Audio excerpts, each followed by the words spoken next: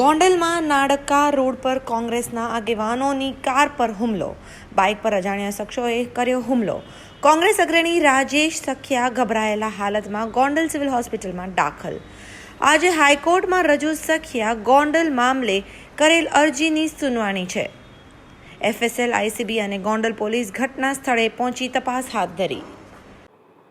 આજ હું રાજેશભાઈ લાલજીભાઈ સખિયા, રહેવાસી નાગડકા, ગોંડલ કોંગ્રેસની કાર્યાલયથી રાત્રે 12:15 વાગ્યાની આસપાસ ઘરે જવા નીકળેલ ત્યારે રસ્તામાં અમારા ગામના અધરસ્તે જ એક નાલું આવતું હોય.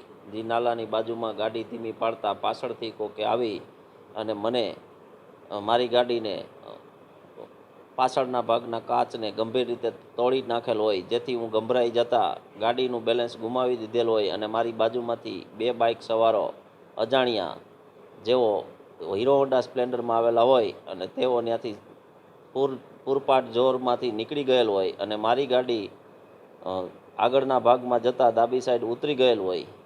જે બનાવ બનતા હું અહીંયા સરકારી હોસ્પિટલ ખાતે પ્રાથમિક સારવાર માટે સારવારમાં લઈ આવેલો હોય, જ્યાં મારી સારવાર લેવાયેલ હોય.